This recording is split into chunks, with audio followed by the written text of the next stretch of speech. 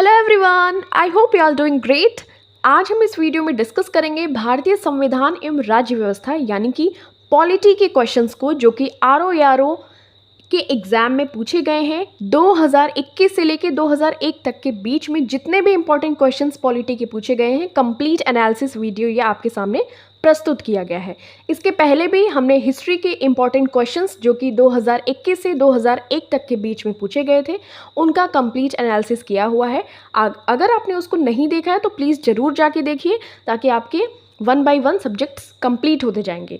और इसके बाद जो अगली नेक्स्ट वीडियो सीरीज़ आएगी वो होगी ज्योग्राफी की। ठीक है, तो आज हम स्टार्ट करते हैं भारतीय संविधान एवं राज्य व्यवस्था के क्वेश्चंस को। तो इसको स्टार्टिंग टू एंड जरूर देखिएगा। स्टार्ट करते हैं अपने पहले क्वेश्चन से। तो कह रहा है, in the preamble of the Indian constitution which justice is provided to all its citizens. भारतीय संविधान की प्रस्तावना में इसके सभी नागरिकों को कौन सा न्याय प्रदान करने की व्यवस्था की गई है। तो देखिए, हमें 3 प्रकार की टोटल जस्टिस या न्याय हमारे प्रियम्बल यानी कि प्रस्तावना में उल्लिखित हैं, जो कि है सामाजिक, आर्थिक और राजनैतिक, social, economic and political. These are total 3 types of justice which are provided in our preamble. अब बात कर लेते हैं कि हमारे प्रस्तावना में कितने प्रकार की स्वतंत्रता का उल्लेख किया गया है। तो देखिए, 5 प्रकार की स्वतंत्रता का उल्लेख किया गया है। इसके लिए आपको देखिए प्रियम्बल पढ़ना यानी कि प्रस्तावना पढ़ना बहुत ही ज़्यादा आवश्यक है। तो 5 प्रकार की जो स्वतंत्रता है वो है, एक पहला विचार की स्वतंत्रता, दूसरा है अभिव्यक्ति की स्वतंत्रता, तीसरा है धर्म की स्वतंत्रता, चौथा है विश्वास की स्वतंत्रता एंड 5वां लास्ट है उपासना की स्वतंत्रता। तो ये टोटल 5 प्रकार की स्वतंत्रता का उल्लेख किया गया है हमारे प्रियम्बल में। और बात करें कि हमारे जो प्रियम्बल में कितने प्रकार की न्याय का उल्लेख किया गया है, तो 3 प्रकार के ध्यान रखना है आपको। इसको सिस्टमैटिक ऑर्डर में ही ध्यान में रखना है। अभी तो ये पूछा गया कि कितने प्रकार के न्याय है। यदि अगर पूछ लिया जाता कि इसको क्रोनोलॉजिकल ऑर्डर में लगाइए, तो आपको SEP याद रखना है, यानी कि सोशल, इकोनॉमिक एंड पॉलिटिकल, सामाजिक, आर्थिक और राजनैतिक। चलिए नेक्स्ट क्वेश्चन की बात करते हैं। अच्छा, एक और चीज़ भी है प्रस्तावना में। देखिए, एकमात्र संशोधन किया गया था, 42वां संविधान संशोधन हुआ था 1976 में, जिसको कि हम लोग मिनी कॉन्स्टिट्यूशन भी कहते हैं, 42nd नंबर के कॉन्स्टिट्यूशनल अमेंडमेंट एक्ट को। इसके माध्यम से देखिए 3 शब्द जोड़े गए थे। Total 3 words were added in our preamble: धर्मनिरपेक्ष, समाजवादी, अखंडता। ये 3 वर्ड्स सम्मिलित किए गए थे। आपको ये तीनों ही शब्दों को ध्यान से याद कर लेना है। 42वें संविधान संशोधन की ये बात हो रही है। ठीक है, secular, socialist and integrity. Pandit Jawaharlal Nehru द्वारा जो प्रस्तुत उद्देश्य प्रस्ताव था, उसको ही बाद में हम किस नाम से जानते हैं? प्रस्तावना के नाम से जानते हैं। नेक्स्ट क्वेश्चन की बात करें, under which article of the Indian constitution The Parliament can make laws on a state list subject for giving effect to international agreements. भारतीय संविधान के किस अनुच्छेद के अंतर्गत अंतर्राष्ट्रीय समझौतों को प्रभावी बनाने हेतु संसद राज्य सूची के विषय पर भी कानून बना सकती है? 7वीं जो अनुसूची है हमारे कॉन्स्टिट्यूशन में, उसमें टोटल 3 सूचियाँ या 3 लिस्ट प्रोवाइड की गई हैं: संघ सूची, राज्य सूची और समवर्ती सूची। जिसमें से जो समवर्ती सूची है उसको हमने कहाँ से लिया है? ऑस्ट्रेलिया से लिया है। तो यहाँ पे ये पूछा जा रहा है कि भारतीय संविधान के किस अनुच्छेद के अंतर्गत ऐसा प्रावधान है कि अगर हमें अंतर्राष्ट्रीय समझौतों को प्रभावी बनाना है तो संसद राज्य सूची के विषय पर भी कानून बना सकती है। तो ये आर्टिकल नंबर हो जाएगा 253। आर्टिकल नंबर 253 ये कहती है। ठीक है, अब हम बात कर लेते हैं कुछ और अनुच्छेद की। तो अनुच्छेद 249 क्या कहता है? राष्ट्रहित में राज्य सूची से संबंधित किसी मामले में संसद की कानून बनाने की शक्ति, ये उल्लेख करता है। अगर बात करें अनुच्छेद 250, तो ये है राज्य सूची के विषय पर आपातकाल की स्थिति में संसद की कानून बनाने की शक्ति। आपातकाल की स्थिति, जिसको कि हमने कहाँ से लिया है? जर्मनी के वीमर संविधान से। अनुच्छेद अगर 252 की बात करें, तो 2 या अधिक राज्यों के लिए उनकी सहमति के पश्चात संसद द्वारा कानून बनाने की शक्ति तथा किसी अन्य राज्य द्वारा इस विधायन को अंगीकार या स्वीकार करना। तो ये अनुच्छेद नंबर 252 में उल्लिखित है। तो ये हमने इसलिए डिस्कस किया क्योंकि ये सारे ऑप्शंस थे 252, 249, 250 और 253। तो ये आपको ध्यान रख लेना है, इसको पॉज करके या 2-4 बार सुन के आप याद कीजिएगा, ठीक है। नेक्स्ट क्वेश्चन आया हुआ था, which of the following Indian president also served as speaker of Lok Sabha. निम्नलिखित में से कौन से भारतीय राष्ट्रपति लोकसभा अध्यक्ष भी रहे हैं। तो इसमें से जो नीलम संजीव रेड्डी जी हैं, ये जो ऑप्शन नंबर 4 में आपको दिख रहे हैं, ये देखिए भारतीय राष्ट्रपति लोकसभा अध्यक्ष भी रहे हैं और भारतीय राष्ट्रपति भी रहे हैं। देखिए बात करते हैं कब, तो भारत के पूर्व राष्ट्रपति जो नीलम संजीव रेड्डी, इन्होंने 2 बार लोकसभा के अध्यक्ष पद को सुशोभित किया है। प्रथम बार चौथी लोकसभा के कार्यकाल में 1967 से लेके 1969 तक, दूसरी बार 1977 में, ठीक है। श्री नीलम संजीव रेड्डी 1977 में भारत के राष्ट्रपति निर्वाचित हुए। ये क्वेश्चन पूछता है कि ऐसे जो राष्ट्रपति रहे जो निर्विरोध रूप से चुने गए थे, तो वो थे नीलम संजीव रेड्डी। ध्यान रखिएगा आप कि निर्विरोध रूप से राष्ट्रपति कौन चुने गए, तो नीलम संजीव रेड्डी। और ऐसे ये राष्ट्रपति थे जिनको कि लोकसभा का अध्यक्ष भी चुना गया था, वो भी कितनी बार, 2 बार। तो ये इतनी इन्फॉर्मेशन इनके बारे में ध्यान में रखनी है। Next question, what is the quorum required in the state legislature to hold a meeting. राज्य विधानमंडल की बैठक आयोजित करने के लिए कोरम या गढ़पूर्ति क्या है। तो इसके ऑप्शंस पे नज़र मार लेते हैं। तो इसका जो ऑप्शन नंबर डी है, गढ़पूर्ति को प्रदर्शित करता है, यानी कि 10 मेंबर्स और 1/10 of the total members of the house which ever is greater. 10 सदस्य या कुल सदस्यता का 10वां हिस्सा जो भी अधिक हो, वही गढ़पूर्ति को प्रदर्शित करता है। देखिए यहाँ पे इसका एक्सप्लेनेशन देखते हैं अच्छी तरीके से। देखिए, राज्य विधानमंडल की बैठक आयोजित करने के लिए कोरम यानी कि गढ़पूर्ति 10 सदस्य या कुल सदस्यता का 10वां हिस्सा, जो कि पीठासीन जो अधिकारी सहित जो भी अधिक हो, यही गढ़पूर्ति की व्याख्या होती है। यदि सदन की बैठक के दौरान कोरम न हो, यानी कि गढ़पूर्ति नहीं हो पा रही है, तो ये जो पीठासीन अधिकारी होता है उसका कर्तव्य होगा कि सदन को स्थगित कर दे या फिर कोरम पूरा होने तक सदन को स्थगित रखे। और इस संविधान के 6ठे भाग में अनुच्छेद 168 से लेकर 212 तक राज्य विधानमंडल का संगठन, कार्यकाल, अधिकारियों, प्रक्रियाओं, विशेषाधिकार तथा शक्तियों आदि के बारे में बताया गया है। और यदि देखिए 6ठे भाग में तो राज्य विधानमंडल के बारे में बताया गया है, अगर बात करें 5वें भाग में क्या बताया गया है, तो केंद्र सरकार के बारे में ये चीज़ बताई गई है। नेक्स्ट क्वेश्चन, अब यहाँ पे नेक्स्ट क्वेश्चन की बात कर लेते हैं, जो कि पंचायती राज्य व्यवस्था, संविधान संशोधन और अनुसूचियों से रिलेटेड आपको देखने को मिलेगा। तो देखिए ये क्वेश्चन पूछा गया था कि इन 1993 विच of the following language was not included in the 8th schedule. 1993 में निम्नलिखित में से कौन सी भाषा 8वीं अनुसूची में सम्मिलित नहीं की गई थी। तो इसका करेक्ट आंसर देखिए, उत्तर प्रदेश लोक सेवा आयोग ने बी माना है, बी यानी कि संथाली। बट अगर बात करें ये 92वां संविधान संशोधन 2003 में जब हुआ था, तो मैथिली भी जोड़ी गई थी, बोडो भी जोड़ी गई थी, संथाली भी जोड़ी गई थी और डोंगरी भी जोड़ी गई थी, ठीक है।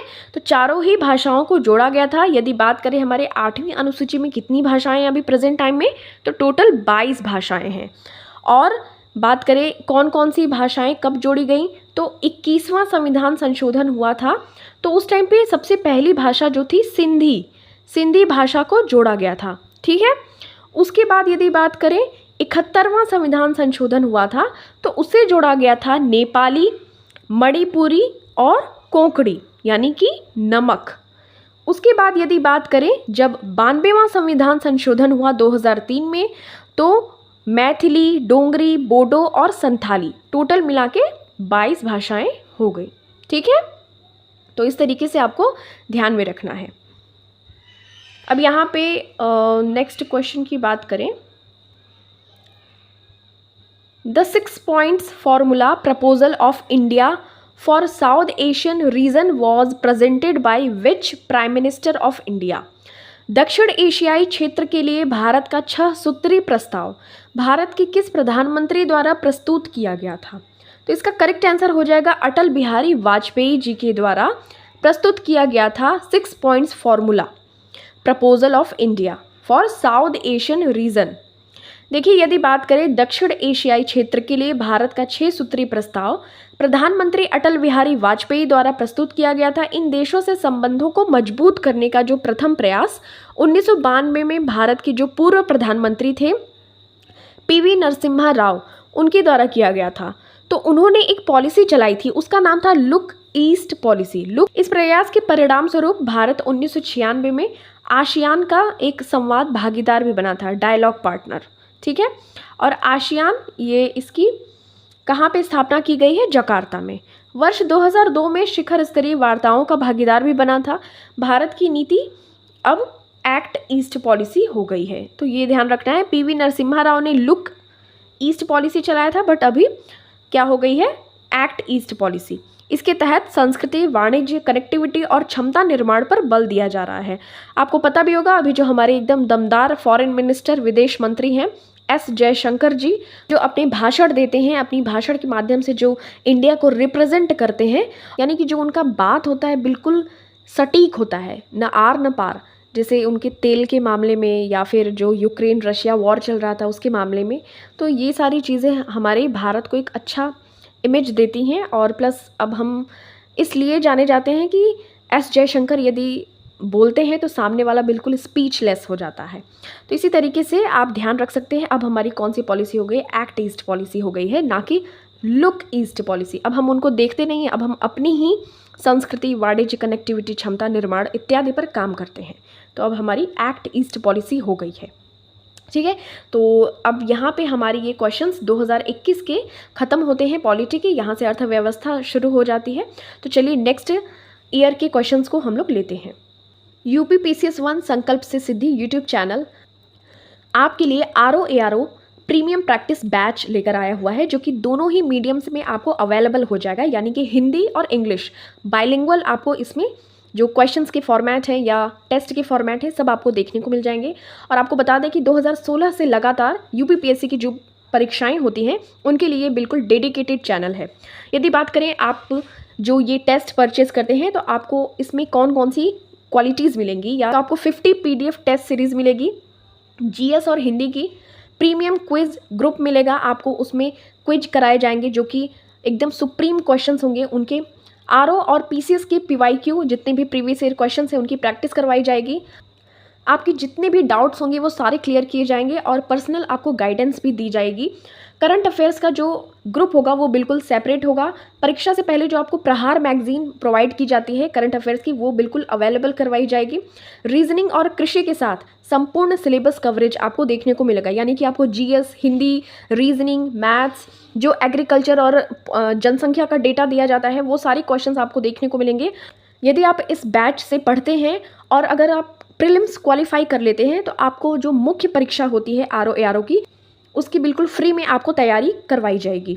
और टेस्ट का विस्तृत वीडियो विश्लेषण भी आपको अवेलेबल करवा दिया जाएगा। आप अधिक जानकारी के लिए हमारे टेलीग्राम चैनल को ज्वाइन कर सकते हैं। आपको यहाँ से 100% सेटिस्फैक्शन की गारंटी मिलेगी।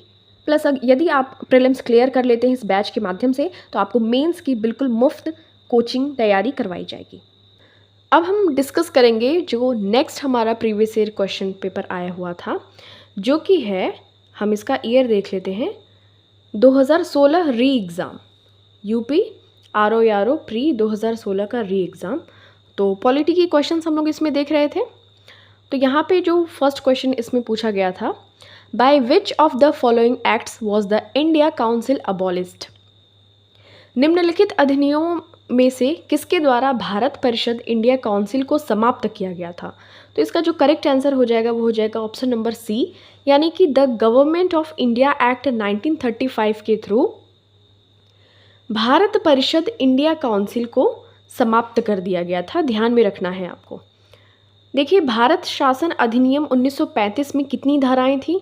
तो 321 धाराएं थी और 10 अनुसूचियां थी। और इसकी कुछ विशेषताएं हैं। इसने प्रांतों में द्वैध शासन व्यवस्था समाप्त कर दी और प्रांतीय स्वायत्तता को शुभारंभ किया था। इसने केंद्र में द्वैध शासन प्रणाली का शुभारंभ किया था और इसका परिणाम यह हुआ था कि संघीय विषयों को स्थानांतरित और आरक्षित विषयों में बांट दिया गया था। हालांकि यह प्रावधान कभी लागू नहीं हो पाया, लेकिन ये ध्यान में रखना है कि जो 1935 का एक्ट आया था, इसने केंद्र में द्वैध शासन प्रणाली का शुभारंभ किया था। ये चीज़ आपको ध्यान में रखनी है। नेक्स्ट बात करते हैं, इसने भारत शासन अधिनियम 1858 द्वारा स्थापित परिषद को समाप्त कर दिया। इंग्लैंड में भारत सचिवों को सलाहकारों की एक टीम मिल गई थी।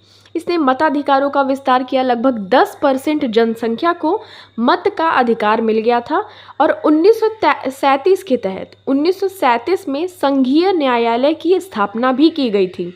ये चीज़ आपको बिल्कुल ध्यान में रखनी है कि यदि पूछा जाए संघीय न्यायालय की स्थापना कब की गई थी, तो 1937 में की गई थी, लेकिन कौन से एक्ट के अंतर्गत की गई थी, तो भारत शासन अधिनियम 1935 का जो एक्ट था उसके माध्यम से ये चीज़ की गई थी।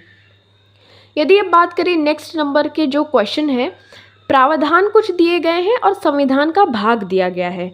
इसमें आपको बताना है कि कौन सा सही सुमेलित नहीं है।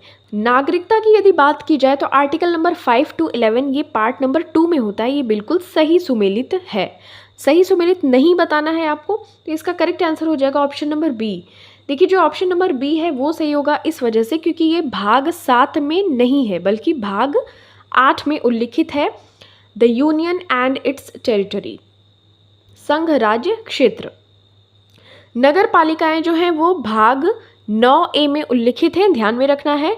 यदि इलेक्शंस की बात करें तो वो भाग 15 में उल्लिखित हैं, तो ये भी बिल्कुल सही है। इसका एक्सप्लेनेशन देख लेते हैं। देखिए भारतीय संविधान में नागरिकता का वर्णन भाग 2 में 5 से 11 अनुच्छेद तक किया गया है।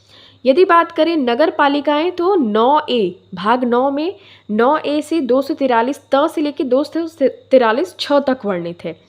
निर्वाचन जो इलेक्शन वाला आता है तो ये भाग 15 में अनुच्छेद 324 से 329 तक वर्णित है। यदि बात करें संघ राज्य क्षेत्र का वर्णन तो ये भाग 8 में है, न कि 7 में। 7 में नहीं है, तो यही इसी वजह से ये वाला ऑप्शन बी वाला सही हो गया था। और ये जो संघ राज्य क्षेत्र का वर्णन है वो अनुच्छेद 239 से 242 तक है, जबकि भाग 7 को 7वें संविधान संशोधन अधिनियम 1956 द्वारा विलोपित यानी कि खत्म कर दिया गया है।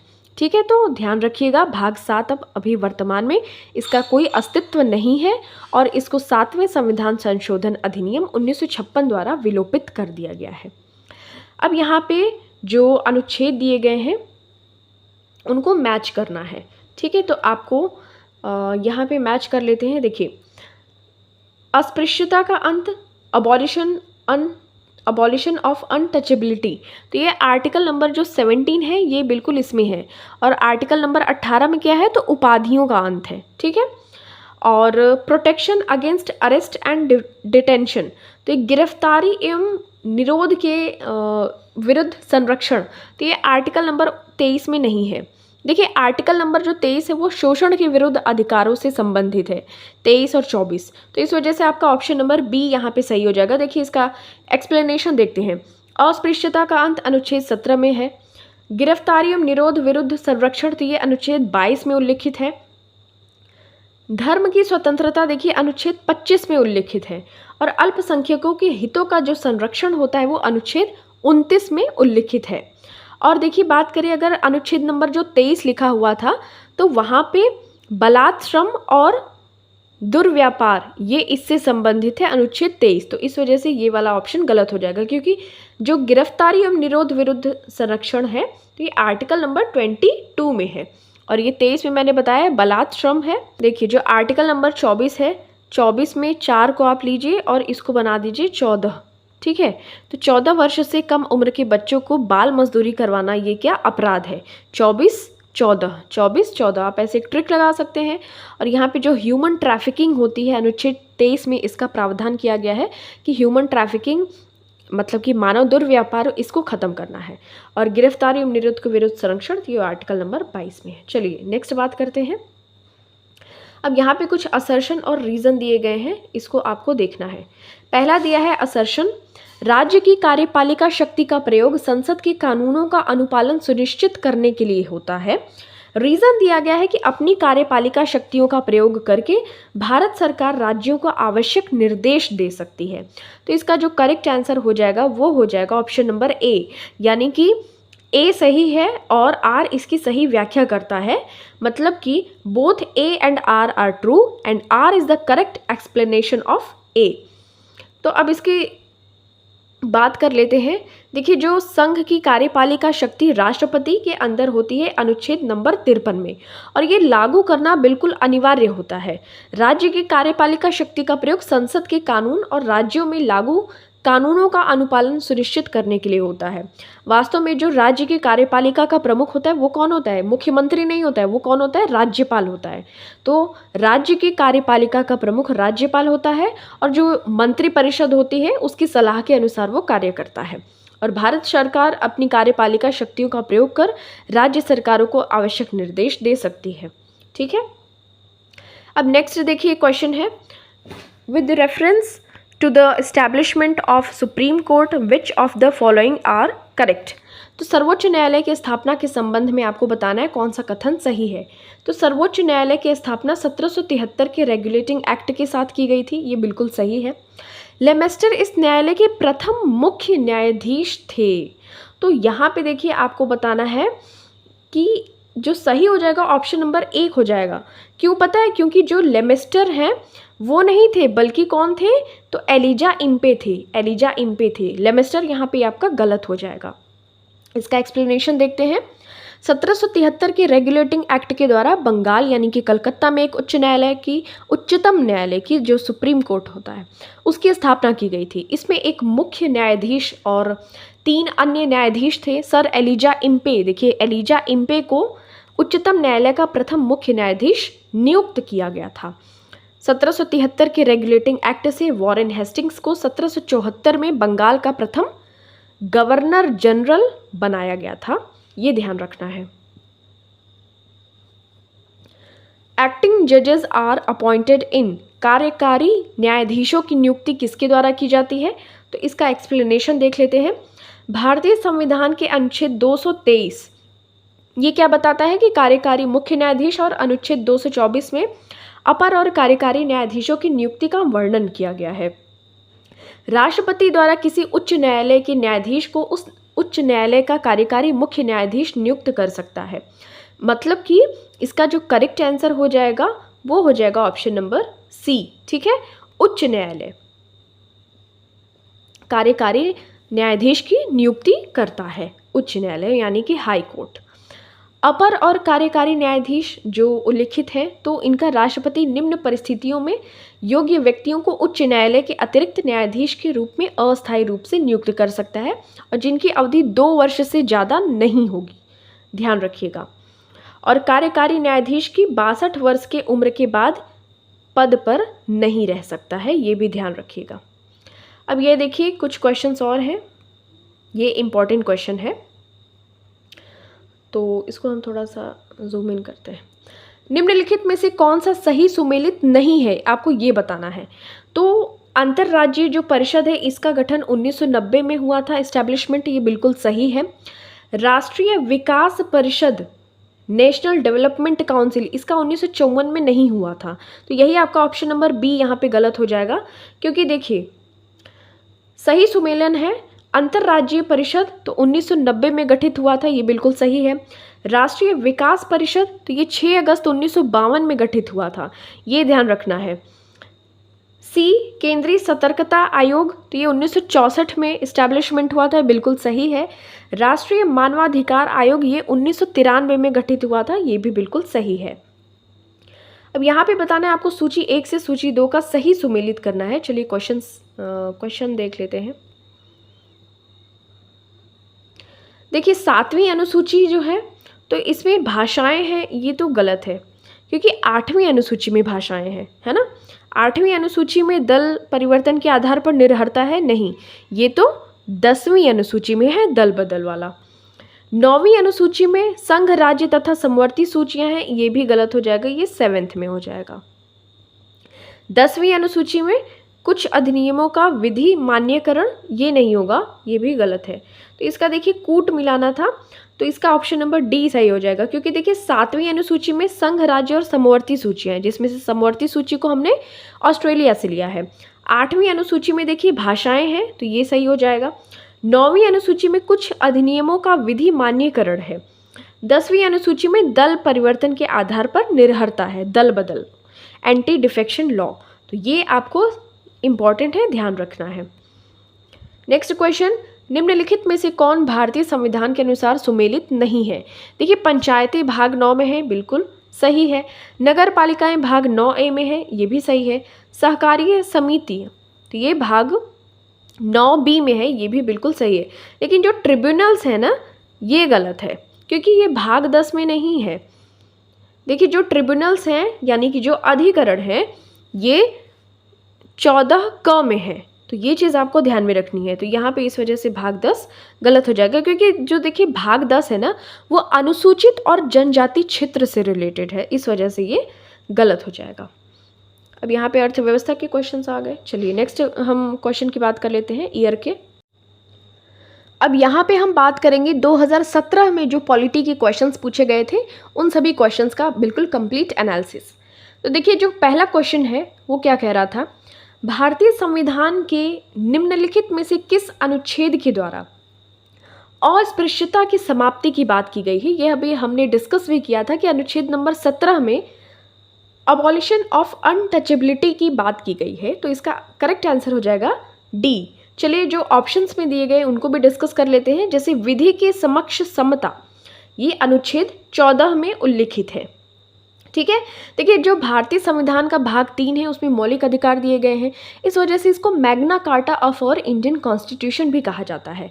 तो भाग 3 में कितने अनुच्छेद हैं? तो 12 से लेके 35 तक अनुच्छेदों का वर्णन इसमें किया गया है।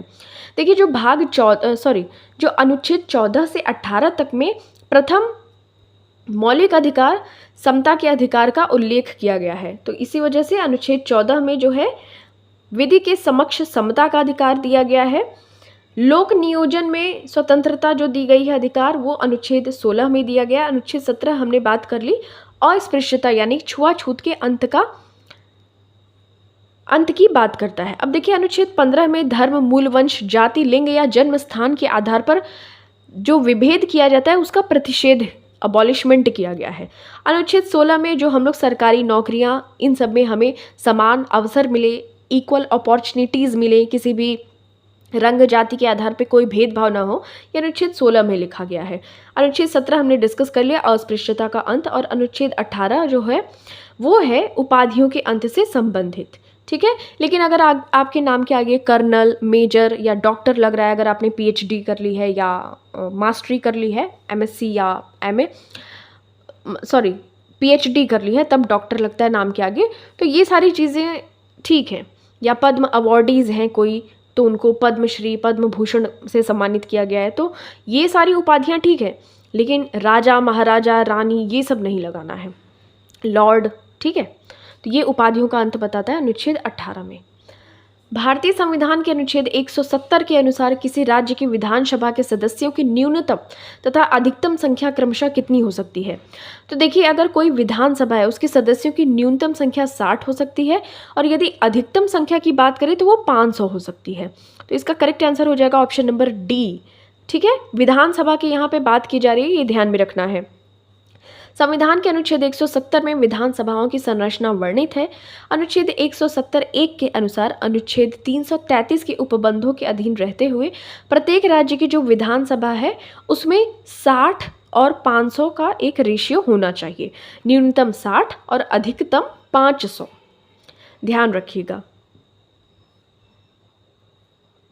निम्नलिखित में से कौन सा युग्म सही सुमेलित नहीं है? तो इसमें देखिए स्टार मार्किंग की गई है, यानी कि इसमें कुछ क्वेश्चंस गलत हैं, जिसको कि आयोग द्वारा मूल्यांकन से बाहर कर दिया गया था, क्योंकि ये इनका हर बार का है आयोग का।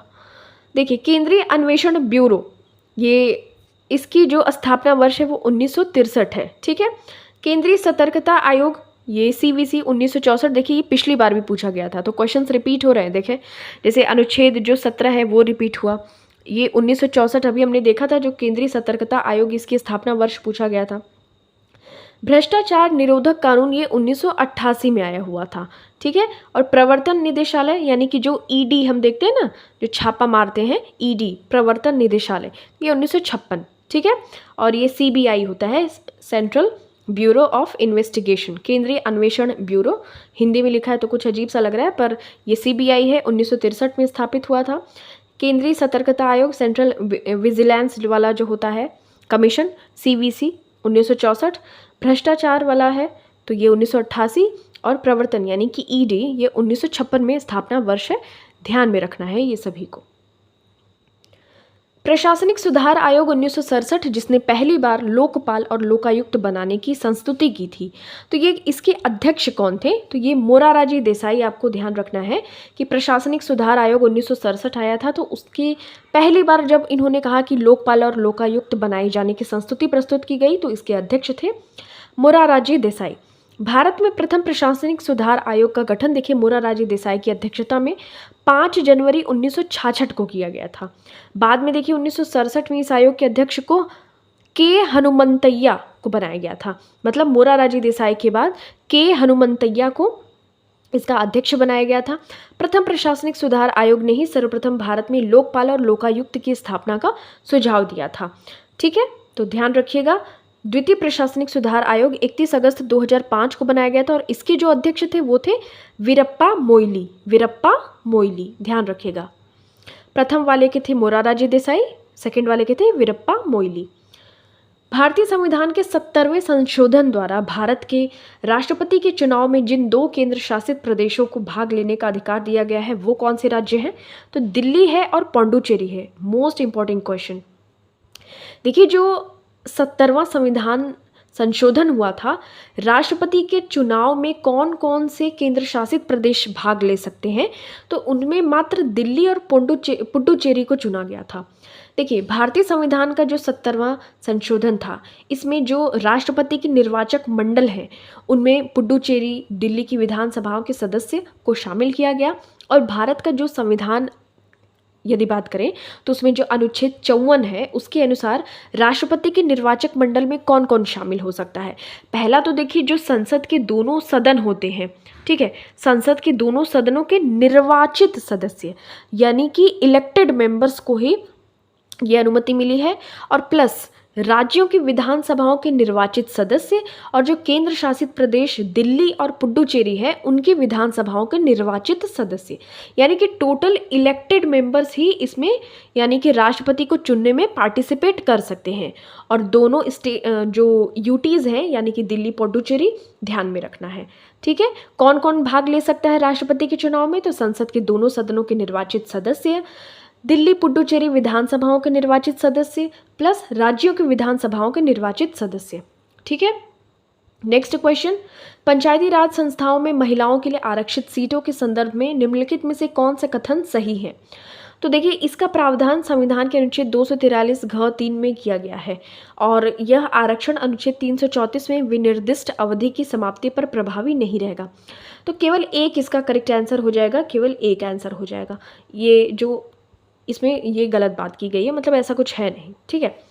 देखिए, जो संविधान का अनुच्छेद 243 घ 3 है, उसके अनुसार प्रत्येक पंचायत में प्रत्यक्ष निर्वाचन द्वारा भरे जाने वाले स्थानों की कुल संख्या में कम से कम एक तिहाई फीमेल्स यानी कि औरतों, स्त्रियों के लिए आरक्षित रहेंगे, और ऐसे स्थान किसी पंचायत में भिन्न भिन्न निर्वाचन क्षेत्रों को आवंटित किए जा सकते हैं, ठीक है। तो ये चीज़ आपको ध्यान में रखना है। और यदि बात करें, ये जो 334 वाला जो अनुच्छेद है ना, ये SC ST से रिलेटेड है, ना कि इन सब चीज़ों से, ठीक है। तो ये चीज़ आपको ध्यान में रखना है। SC ST के आरक्षण से संबंधित है आर्टिकल नंबर 334। नेक्स्ट क्वेश्चन है, भारतीय संविधान के 73वें संशोधन के संदर्भ में निम्नलिखित में से कौन सा कथन सही है? तो इसका जो ऑप्शन नंबर सी है, यानी कि केवल एक, इसमें पंचायतों को स्वशासन की संस्था स्वीकार किया गया है, ये बिल्कुल सही है। देखिए, जो 73वां संशोधन हुआ था तो ये पंचायतों से रिलेटेड है। यदि शहरी वाला बात की जाए ना तो ये 74 नंबर का संविधान संशोधन हुआ था। तो इस वजह से जो क्वेश्चन नंबर 52 है उसका करेक्ट आंसर हो जाएगा ऑप्शन नंबर सी, यानी कि केवल एक सही है। देखिए, यदि बात की जाए कि जो 73वां संविधान संशोधन हुआ था 1992 में, इसमें एक नई चीज़ जोड़ी गई थी। एक सेकेंड, देखिए, जो भारतीय संविधान संशोधन का 73वां संविधान संशोधन हुआ था 1992 में, इसमें भाग 9 जोड़ा गया था और एक नई अनुसूची जोड़ी गई थी, 11वीं अनुसूची। देखिए, ध्यान रखिएगा, जो संविधान में पंचायत की बात की जाए ना तो वहाँ पे अगर पूछा जाए भाग तो 9 है, लेकिन अनुसूची 11 है, ध्यान रखिएगा। तो जिसमें 29 विषय दिए गए, पंचायती राज व्यवस्था को एक संवैधानिक दर्जा प्रदान किया गया। लेकिन यदि शहरी स्थानीय स्वशासन की बात की जाए तो उसमें 74वां संविधान संशोधन हुआ था।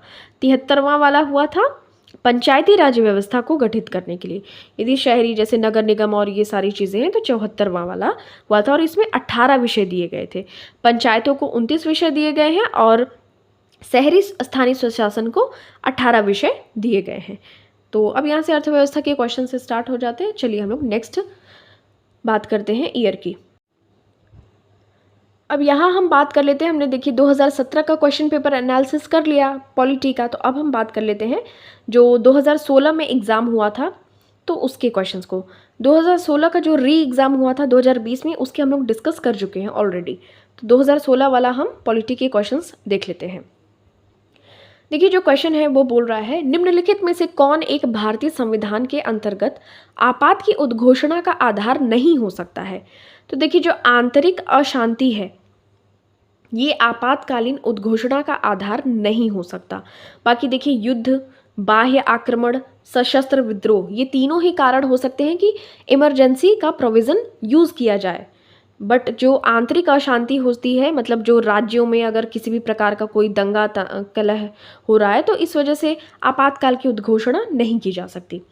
तो भारतीय संविधान के भाग 18 के अंतर्गत अनुच्छेद 352 के तहत यदि राष्ट्रपति को यह समाधान हो जाता है कि भारत या उसके राज्य क्षेत्र के किसी भी भाग में युद्ध, बाह्य आक्रमण या सशस्त्र विद्रोह के कारण गंभीर आपात की स्थिति विद्यमान है तो वह आपात की उद्घोषणा कर सकता है। लेकिन जो 44वां संविधान संशोधन 1978 में आया हुआ था, इसे आंतरिक अशांति शब्द को हटाकर सशस्त्र विद्रोह का नाम दे दिया गया। तो ध्यान रखिएगा, जो 44वां संविधान संशोधन 1978 आया था, इसी के कारण देखिए हमें जो मौलिक अधिकार प्रारंभ में 7 थे अब 6 हो गए, तो इसी संविधान संशोधन से 6 हुए थे। क्योंकि जो मौलिक अधिकारों में एक था संपत्ति का अधिकार, उसको हटा के 300 आर्टिकल ए में रख दिया गया और ये भाग कितने में रख दिया गया था, संपत्ति के अधिकार को 12 में। ठीक है, तो इतनी सारी चीज़ें 44वां संविधान संशोधन में हुई थी और आंतरिक अशांति शब्द को हटाकर सशस्त्र विद्रोह का शामिल कर दिया गया था। ध्यान रखिएगा, भारतीय संविधान के संदर्भ में निम्नलिखित कथनों पर विचार कीजिए। तो पहला कह रहा है कि संघ मंत्री परिषद लोकसभा के प्रति सामूहिक रूप से उत्तरदायी होगी। नेक्स्ट देखते हैं, संघ के मंत्री प्रधानमंत्री के प्रसाद पर्यंत अपने पद धारण करेंगे।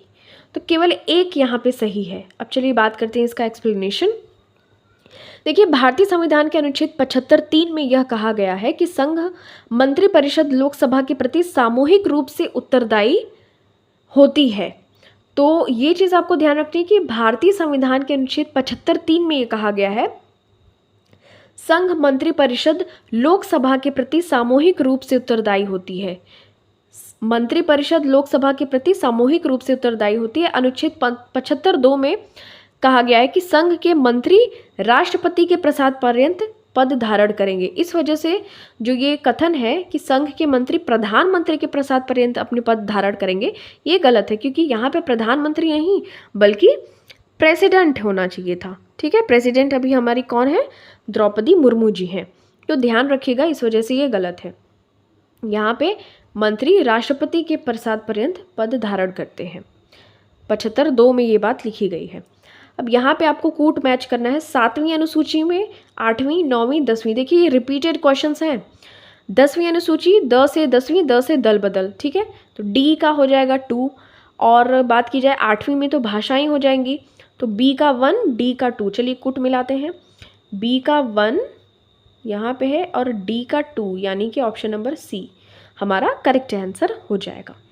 तो 7वीं अनुसूची में विधायी शक्तियों का वितरण है, जो संघ सूची, राज्य सूची, समवर्ती सूची है, यही चीज़ है। 8वीं अनुसूची में भाषाएं हैं, 9वीं में है कुछ अधिनियमों का विधि मान्यकरण, 10वीं में है दल बदल, 10 से 10वीं, 10 से दल बदल। निम्नलिखित में कौन भारतीय संविधान के अंतर्गत सही सुमेलित नहीं है? तो जो अधिकरण है यानी कि ट्रिब्यूनल्स भाग 10 में नहीं है, बल्कि किस में है? 14A में, 14 क में है। सहकारी समितियां 9 ख में है, नगर पालिका 9 क में है, पंचायत भाग 9 में है। लेकिन जो ऑप्शन नंबर डी है यानी कि ट्रिब्यूनल्स अधिकरण है, भाग 10 में नहीं है। तो भाग 10 का संबंध देखिए अनुसूचित क्षेत्रों से संबंधित होता है। अनुसूचित प्रकार के जितने भी क्षेत्र होते हैं, जनजातियां, तो ये सबसे संबंधित है भाग 10। भारतीय संविधान के प्राधिकृत हिंदी पाठ को निम्नलिखित संविधान संशोधनों में से किसके द्वारा प्रकाशित करने के लिए अधिकृत किया गया? तो देखिए 58वां संविधान संशोधन 1987 में हुआ था। इसके अनुसार जो संविधान के प्राधिकृत हिंदी पाठ को प्रकाशित करने के लिए अधिकृत किया गया था। देखिए इस अधिनियम द्वारा संविधान के भाग 22 में संक्षिप्त नाम प्रारंभ के बाद हिंदी में प्राधिकृत पाठ को जोड़ा गया था और अनुच्छेद 397 क को शामिल किया गया था। तो ये क्वेश्चन थोड़ा सा नया है, ध्यान रखिएगा। 58वां संविधान संशोधन 1987 से भारतीय संविधान के प्राधिकृत हिंदी पाठ को निम्नलिखित संविधान संशोधनों में से किसके द्वारा प्रकाशित करने की अधिकृत किया गया था? तो 58वां संविधान संशोधन 1987, ध्यान रखिएगा। तो यहाँ पे अब हमारे क्वेश्चंस पॉलिटी के ख़त्म होते हैं। तो चलिए नेक्स्ट ईयर का देख लेते हैं। अब हम यहाँ बात कर लेते हैं जो यूपी आरओ का 2014 में जो क्वेश्चन पेपर आया हुआ था उसके पॉलिटी के क्वेश्चंस को। तो चलिए स्टार्ट करते हैं। ओके, अब यहाँ पे देखिए क्वेश्चंस पूछे गए हैं नागरिकता, मूल अधिकार, मूल कर्तव्य, राज्य के नीति निर्देशक तत्व से रिलेटेड क्वेश्चंस। भारतीय संविधान में समानता का अधिकार 5 अनुच्छेदों द्वारा स्वीकृत है। वो कौन से अनुच्छेद हैं? आपको इसका आंसर करना है। तो देखिए जो अनुच्छेद 14 से लेके 18 तक का है उसमें समानता का अधिकार उल्लिखित किया गया है। अब इसके जो 5 अनुच्छेद हैं वो कुछ इस प्रकार के हैं। देखिए 14, 15, 16, 17, 18 यानी कि 5 टोटल हो गए। तो अनुच्छेद 14 में विधि के समक्ष समता का अधिकार दिया गया है, मतलब कानून के समक्ष सभी क्या हैं? समान हैं। अनुच्छेद 15 में दिया गया धर्म, मूल वंश, जाति, लिंग और जन्म स्थान के आधार पर कोई भी विभेद नहीं हो सकता, कोई भी डिस्क्रिमिनेशन कोई फेस नहीं करेगा, चाहे उसका कोई भी रिलीजन हो, कोई भी वंश हो, कोई भी जाति हो, कोई भी लिंग हो, चाहे मेल, फीमेल या ट्रांसजेंडर हो। अनुच्छेद 16 में कहा गया है लोक नियोजन के विषय में अवसर की समानता। तो 16 में कहा गया है कि यदि आप कोई पब्लिक एम्प्लॉय हैं या कोई गवर्नमेंट जॉब करना चाहते हैं, करना आपको है, तो आपका किसी भी आधार पे आपको डिस्क्रिमिनेशन या भेदभाव फेस नहीं करना पड़ेगा, मतलब इक्वल अपॉर्चुनिटी सबको मिलेगी। अनुच्छेद 17 में अस्पृश्यता का अंत किया गया है। अनुच्छेद 18 में उपाधियों का अंत किया गया है। इसकी हमने ऑलरेडी डिस्कशन कर ली है। भारत के संविधान के निर्माताओं ने मौलिक अधिकारों की अवधारणा को उधार लिया था। तो मौलिक अधिकारों की जो अवधारणा है वो यूएसए के कॉन्स्टिट्यूशन से हमारे इंडियन कॉन्स्टिट्यूशन में ऐड ऑन किया गया है। देखिए भारतीय संविधान में सन्निहित मूल अधिकारों की अवधारणा, सर्वोच्च न्यायालय की शक्तियाँ और संगठन, उपराष्ट्रपति का पद संयुक्त राज्य अमेरिका के संविधान से लिया गया है। तो इतनी सारी चीज़ें यूएसए के कॉन्स्टिट्यूशन से ली गई हैं, ध्यान रखना है। निम्नलिखित में से कौन सा एक राज्य का नीति निर्देशक सिद्धांत संविधान के बाद में जोड़ा गया? तो जो मुफ्त कानूनी सलाह है, मुफ्त कानूनी सलाह को क्या जोड़ा गया? तो ये राज्य का नीति निर्देशक सिद्धांत संविधान के बाद जोड़ा गया। तो ये चीज़ आपको ध्यान में रखनी है। तो देखिए 42वें संविधान संशोधन द्वारा जोड़े गए राज्य के नीति निर्देशक सिद्धांत में अनुच्छेद 39 च तो शोषण से बच्चों एवं वयस्कों की सुरक्षा। अनुच्छेद 39 क समान न्याय और निःशुल्क कानूनी सहायता। मोस्ट इंपॉर्टेंट है अनुच्छेद 39 क, ध्यान रखिएगा क्योंकि ये पूछा जाता है। मुफ्त कानूनी सलाह अनुच्छेद 39 क को बाद में जोड़ा गया 42वें संविधान संशोधन से। कहाँ? राज्य के नीति निर्देशक सिद्धांत में, क्योंकि राज्य के नीति निर्देशक सिद्धांत आर्टिकल नंबर 36 से आर्टिकल नंबर 51 तक उल्लिखित है भाग 4 में। ठीक है, तो अनुच्छेद 39 क में ही समान न्याय और निःशुल्क कानूनी फ्री लीगल एड प्रोवाइड किया गया है। अनुच्छेद 43 क में उद्योगों के प्रबंधन में श्रमिकों की भागीदारी, ये चीज़ मेंशन की गई है। तो आपको पता लग गया कि 42वें संविधान संशोधन से इसको जोड़ा गया था आर्टिकल नंबर 39 क्या बोल रहे हैं 39A। ठीक है, ये चीज़ आपको ध्यान रखनी है। नेक्स्ट क्वेश्चन, किनके बीच संबंधों की पुनरीक्षा के लिए सरकारीय आयोग का गठन किया गया था? तो केंद्र और राज्य के बीच में एक सामंजस्य स्थापित करने के उद्देश्य से सरकारीय आयोग का गठन किया गया था। इन्फॉर्मेशन देखते हैं। देखिए, केंद्र तथा राज्य संबंधों पर विचार करने के लिए वर्ष 1983 में न्यायमूर्ति रणजीत सिंह सरकारिया, यही है सरकारीय आयोग, इन्हीं की अध्यक्षता में 3 सदस्यीय समिति का गठन किया गया था 1983 में। इस समिति के अन्य सदस्य थे शिवरामन SR सेन, और इस समिति ने 1988 में अपनी रिपोर्ट केंद्र सरकार को सौंपी थी। तो केंद्र और राज्य के बीच में पुनरीक्षा के उद्देश्य से सरकारीय आयोग बना था, ध्यान रखना है। भारत के संविधान के किस भाग में संघ राज्य संबंधों का उल्लेख किया गया है? तो संघ राज्य संबंधों का उल्लेख देखिए 11 में किया गया है। 11 आप ऐसे कर लीजिए कि एक इसमें है संघ और एक इसमें है राज्य, तो इनके बीच में संबंध है, तो भाग 11 में ये एक ट्रिक हो सकता है। और इसके जो भाग 11 में अनुच्छेद है ना, तो 245 से लेके 255 तक है। ठीक है, तो ध्यान रखिएगा। यदि भारत के राष्ट्रपति और उपराष्ट्रपति दोनों त्यागपत्र दे दें तो ऐसी स्थिति में राष्ट्रपति के रूप में कौन कार्य करेगा? तो संयुक्त जो सर्वोच्च न्यायालय के मुख्य न्यायाधीश हैं वो राष्ट्रपति और उपराष्ट्रपति की गैर हाजिरी में या त्यागपत्र के समय काम कर सकते हैं राष्ट्रपति के रूप में। देखिए, बात करें संविधान के अनुच्छेद 65 के अनुसार, यदि मृत्यु, त्यागपत्र अथवा हटाए जाने की स्थिति में राष्ट्रपति का पद रिक्त हो जाता है तो पद का जो कार्यभार होता है उपराष्ट्रपति संभालेगा। यदि किन्हीं कारणों से उपराष्ट्रपति भी उपलब्ध नहीं है तो उच्चतम न्यायालय का जो मुख्य न्यायाधीश हो सकता है, या फिर उसके भी न रहने पर उसी न्यायालय का जो एकदम वरिष्ठतम न्यायाधीश हो सकता है, वो राष्ट्रपति के कृत्यों को संपादित करेगा। और ये कब आया था? तो राष्ट्रपति उत्तराधिकार अधिनियम आया था 1969 में, तभी। ठीक है, न्याय व्यवस्था संघ एवं राज्य, इसके बारे में क्वेश्चन डिस्कस कर लेते हैं। तो भारत में न्यायिक सक्रियता संबंधित है, तो जनहित याचिका से संबंधित है भारत में न्यायिक सक्रियता। भारत के सर्वोच्च न्यायालय और उच्च न्यायालय में दायर की जाने वाली जनहित याचिकाओं से न्यायिक सक्रियता के सिद्धांत का प्रतिपादन होता है। भारत में न्यायिक सक्रियता के जनक न्यायमूर्ति PN भगवती हैं।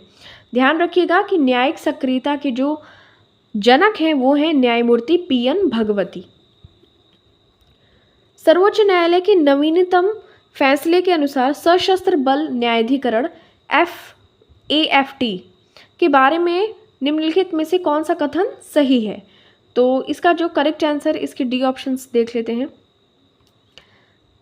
इसका जो करेक्ट आंसर है यहाँ पे एक्सप्लेनेशन में देखिए, जो सर्वोच्च न्यायालय के नवीनतम फैसले के अनुसार सशस्त्र बल न्यायाधिकरण यानी कि AFT के फैसले के विरुद्ध रिट याचिकाओं पर उच्च न्यायालय सुनवाई नहीं कर सकता।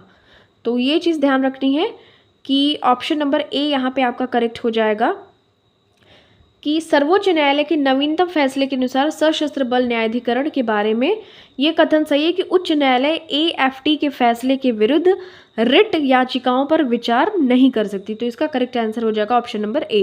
तो इस तरीके से हमारे क्वेश्चंस यहाँ पे पॉलिटी के ख़त्म होते हैं 2014 के। अब हम नेक्स्ट ईयर का क्वेश्चन लेने वाले हैं। अभी हमने 2014 के क्वेश्चन पेपर को डिस्कस किया, तो अब हम बात करेंगे 2013 में जितने भी पॉलिटी के क्वेश्चंस आए हुए थे। तो चलिए स्टार्ट करते हैं। देखिए, भारतीय संविधान और राज्य व्यवस्था के क्वेश्चंस। किसने कहा था संविधान सभा कांग्रेस थी और कांग्रेस भारत था? तो ये ऑस्टिन ने कहा था कि संविधान सभा कांग्रेस थी और कांग्रेस भारत था। ये चीज़ आपको ध्यान में रखनी है। इन्होंने अपनी एक पुस्तक थी द इंडियन कॉन्स्टिट्यूशन, तो ग्रैनविले ऑस्टिन ये पूरा नाम है, ध्यान रखना है। इन्होंने कहा था कि द इंडियन कॉन्स्टिट्यूशन में संविधान सभा कांग्रेस थी और कांग्रेस भारत था। पॉलिटिक्स इन इंडिया पुस्तक के रचयिता कौन है? तो Rajni Kothari. Politics in India पुस्तक की लेखिका रजनी कोठारी हैं। इसका प्रथम जो प्रकाशन हुआ था 1970 में किया गया था। राज्यसभा का अध्यक्ष बात करें तो उपराष्ट्रपति का जो पदेन अध्यक्ष होता है वही राज्यसभा का सभापति या अध्यक्ष होता है। तो उपराष्ट्रपति पदेन अध्यक्ष होता है, राज्यसभा का अध्यक्ष। संविधान का जो अनुच्छेद 63 है उसके अनुसार भारत का एक राष्ट्रपति होता है, उपराष्ट्रपति होता है, जिसका कार्यकाल उसके शपथ ग्रहण की तिथि से लेकर 5 वर्ष तक होता है। संविधान के अनुच्छेद 89(1) के अनुसार भारत का उपराष्ट्रपति राज्यसभा का पदेन सभापति होगा। उपराष्ट्रपति राज्यसभा का सदस्य नहीं होता है, ध्यान रखना है आपको, किंतु सभापति के रूप में निर्णय देने का अधिकार उसे प्राप्त होता है। और यदि बात करें वेतन की तो उसको उपराष्ट्रपति के तौर पर ही वेतन मिलता है, न कि राज्यसभा के अध्यक्ष होने के नाते। ठीक है, तो ध्यान रखिएगा। नेक्स्ट क्वेश्चन यहाँ पे हो गया था 84, तो अब हम क्वेश्चन नंबर 85 की बात करते हैं। मत देने का अधिकार और निर्वाचित होने का अधिकार भारत में है एक। तो मत देने का अधिकार राइट टू वोट और इलेक्टेड होने का अधिकार क्या है? ये वैधानिक अधिकार है, ये कॉन्स्टिट्यूशनल राइट है। चुने जाने एवं चुनने का अर्थ मत देने का अधिकार एक वैधानिक अधिकार है। संविधान में निर्वाचन की विधि और निर्वाचन आयोग की शक्तियां और कृत्यों को केवल रूपरेखा है। तो ये चीज़ ध्यान रखना है कि जो हम लोग राइट टू वोट यूज़ करते हैं तो ये एक वैधानिक अधिकार है, कॉन्स्टिट्यूशनल राइट। संविधान में संशोधन की पहल की जा सकती है। तो संसद के किसी भी सदन में यदि अगर हमें कोई अमेंडमेंट या संशोधन करना हो तो हम इसका प्रावधान किसी भी सदन में ला सकते हैं। तो देखिए, इसका जो उल्लेख है संशोधन का उल्लेख ये 368(2) में अनुच्छेद में उल्लिखित है कि संविधान संशोधन की प्रक्रिया संसद के किसी भी एक सदन में शुरुआत इसकी की जा सकती है। यदि बात करें संशोधन की तो भाग 20 में इसका उल्लेख है, भाग 20 में। ठीक है, दक्षिण अफ्रीका से इसको लिया गया है। और यदि बात करें कि किसी भी सदन में आरंभ की जा सकती है संशोधन की प्रक्रिया, इसके लिए क्या होता है कि संसद के प्रत्येक सदन द्वारा कुल सदस्यों का बहुमत और मतदान में भाग लेने वाले सदस्यों के 2/3 मतों से विधेयक भी पारित हो जाए तो राष्ट्रपति की स्वीकृति मिलते ही वह एक संविधान का कानून या भाग बन जाती है। तो ये चीज़ आपको ध्यान रखना है, 2/3 मतों का विधेयक पारित होना चाहिए। ठीक है, तो ये चीज़। चलिए, तो इसमें अब अर्थव्यवस्था के क्वेश्चन आ गए, मतलब पॉलिटी के बहुत ही कम क्वेश्चन पूछे गए थे 2013 में। चलिए बात करते हैं नेक्स्ट ईयर की। अब हम यहाँ नेक्स्ट ईयर की बात कर लेते हैं क्वेश्चंस की। देखिए, क्वेश्चन पूछा है कि निम्नलिखित में से किस एक ने भारत के लिए संविधान सभा के गठन का विचार दिया था? तो देखिए, जो वेवेल योजना आई थी 1945 में, इसको शिमला कॉन्फ्रेंस भी उसके नाम से भी जाना जाता है। तो इसने कहा था कि भारत के लिए संविधान सभा का गठन किया जाए। देखिए, ये वेवेल योजना 1945 में आई थी, ये गलत आंसर हो जाएगा। इसका जो करेक्ट आंसर हो जाएगा, निम्नलिखित में से जो भारत के लिए एक संविधान सभा का गठन किया गया था या विचार दिया गया था, ये कैबिनेट मिशन योजना जो 1946 में आई हुई थी उसके अनुसार दिया गया था। ठीक है, तो जनवरी 1946 में ब्रिटेन की जो लेबर पार्टी के नेता थे क्लीमेंट एटली, इन्होंने भारतीय नेताओं से अनौपचारिक स्तर पर बातचीत करने के लिए एक संसदीय दल यानी कि कैबिनेट मिशन को भारत भेजने का निर्णय लिया था। भारत में कैबिनेट मिशन की घोषणा करते हुए लॉर्ड पैथिक लॉरेंस ने कहा कि इसका उद्देश्य भारत के लिए संविधान तैयार करने के लिए शीघ्र एक कार्यप्रणाली तैयार करना होगा और अंतरिम सरकार के लिए एक आवश्यक प्रबंध करना था। तो ये चीज़ थी, मतलब कि कैबिनेट मिशन योजना जो आई हुई थी 1946 में, उसने भारत के लिए संविधान सभा के गठन का विचार दिया था, ध्यान रखिएगा। निम्नलिखित में से किस एक अधिनियम ने भारत में संघीय शासन की व्यवस्था दी थी? तो भारत सरकार अधिनियम 1935 ने भारत में संघीय शासन की व्यवस्था दी थी, ध्यान रखिएगा। भारत सरकार अधिनियम 1935 द्वारा सर्वप्रथम भारत में संघात्मक सरकार की स्थापना की गई। इस संघ को ब्रिटिश भारतीय प्रांत, कुछ भारतीय रियासतें जो संघ में शामिल होना चाहती थी, उसको मिलाकर बनाया गया। देखिए, जो 1935 का अधिनियम था, प्रांतों में द्वैध शासन समाप्त कर दिया गया, लेकिन जो केंद्र में द्वैध शासन की व्यवस्था लागू कर दी गई। केंद्र सरकार की कार्यकारिणी शक्ति गवर्नर जनरल में निहित थी। संघ में प्रशासन के विषय दो भागों में विभक्त थे, एक था हस्तांतरित, एक था रक्षित। ध्यान रखिएगा, जो रक्षित विषय थे इसमें प्रतिरक्षा, विदेशी मामले, धार्मिक विषय और जनजाति क्षेत्र थे। बाकी जो भी सारे विषय थे वो हस्तांतरित वाले में थे। इसी को कहा गया कि केंद्र में द्वैध शासन व्यवस्था 1935 के अधिनियम से लागू कर दी गई थी, लेकिन प्रांतों से द्वैध शासन व्यवस्था समाप्त कर दी गई थी। प्रांतों में द्वैध शासन व्यवस्था कब स्थापित की गई? तो 1919 का एक एक्ट आया था, उससे प्रांतों में द्वैध शासन स्थापित की गई, लेकिन प्रांतों में द्वैध शासन व्यवस्था समाप्त की गई थी 1935 के अधिनियम से। नेक्स्ट क्वेश्चन, भारतीय संविधान में मूल अधिकारों का विचार लिया गया है। तो ये अमेरिका के संविधान से मूल अधिकारों का विचार लिया गया है। ऑप्शन नंबर डी यहाँ पे सही हो जाएगा। देखिए, अमेरिकी संविधान से भारतीय संविधान में मूल अधिकार लिए गए हैं। सर्वोच्च न्यायालय की व्यवस्था, उपराष्ट्रपति का पद और उसे सौंपे गए जो भी कार्य होते हैं उनको लिया गया है। न्यायपालिका की स्वतंत्रता, न्यायिक पुनरावलोकन की शक्ति, मोस्ट इंपॉर्टेंट जो जुडिशियल रिव्यू होता है, फिर न्यायाधीशों की पदच्युति आदि पर अमेरिकी संविधान का प्रभाव देखने को मिलता है। मनरेगा कार्यक्रम निम्नलिखित में से भारतीय संविधान के किस अनुच्छेद को लागू करने के लिए लाया गया? तो मनरेगा जो कार्यक्रम था, अनुच्छेद नंबर जो 43 है उसको लागू करने के लिए लाया गया। अनुच्छेद जो 43 है वो नीति निर्देशक तत्व, यानी कि जिसको कि हमने आयरलैंड के कॉन्स्टिट्यूशन से अपने कॉन्स्टिट्यूशन में लिया है।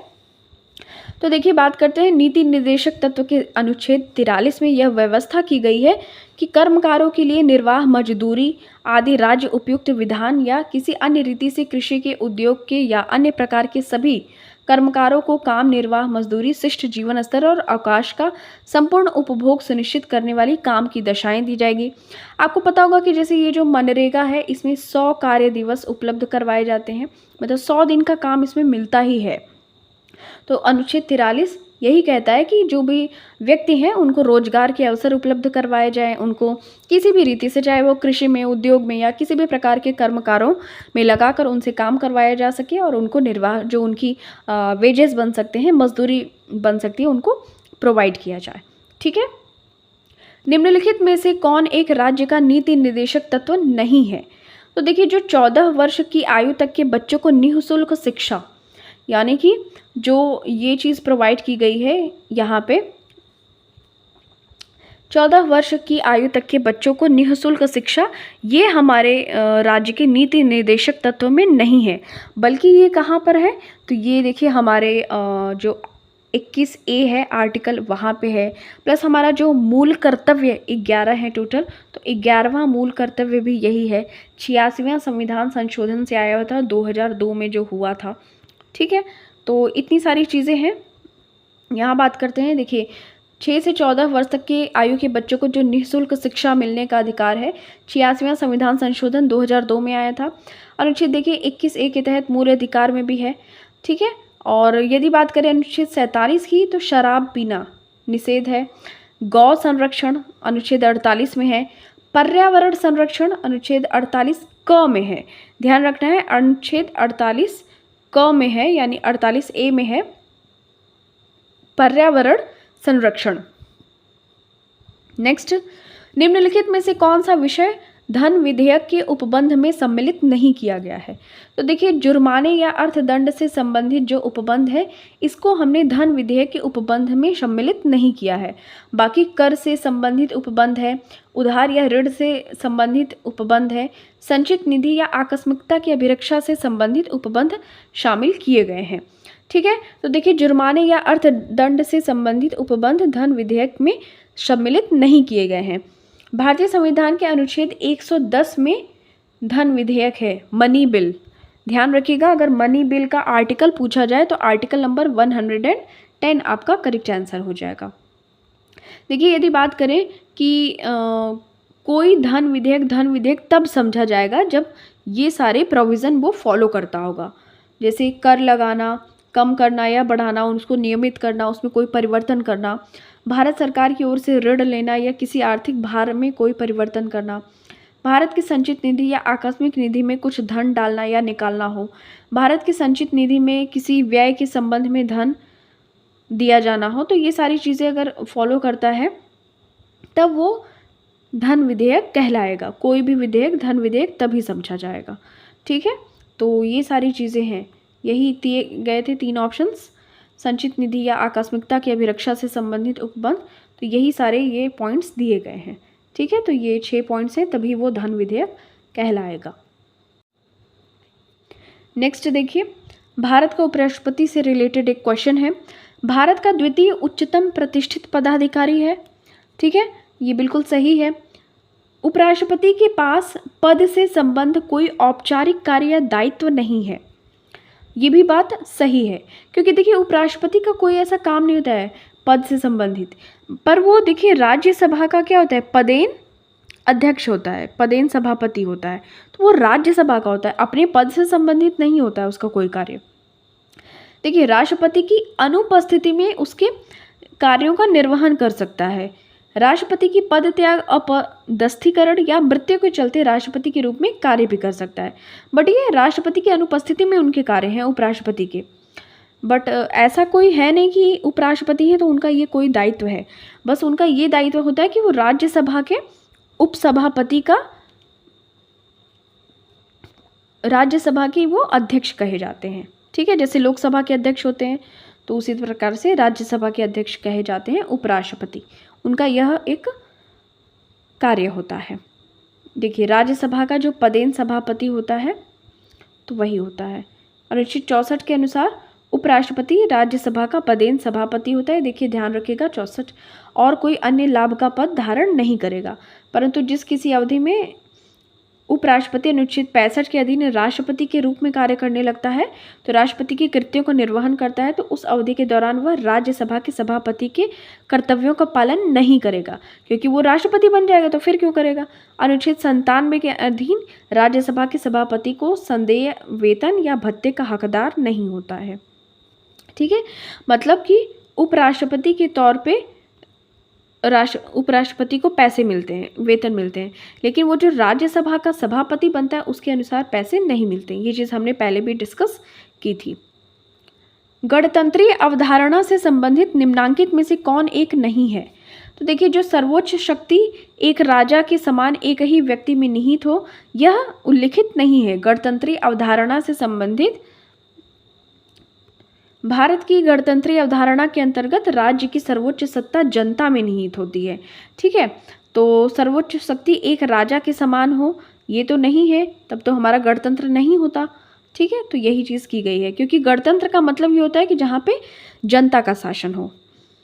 संसद के अधिकारियों में सम्मिलित हैं, तो देखिए यहाँ पे अध्यक्ष लोकसभा के, उपाध्यक्ष लोकसभा के, महासचिव लोकसभा के, अध्यक्ष राज्यसभा के, तो ये चारों ही सम्मिलित हैं।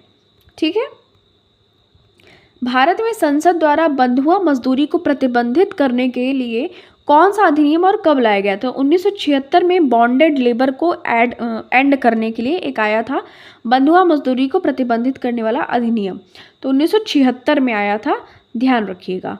ठीक है, और देखिए जो बंधुआ मजदूरी का मुद्दा था राष्ट्रीय राजनीति में उस समय प्रमुख रूप से आया था जब 1975 में से 20 सूत्री कार्यक्रम में शामिल कर लिया गया था।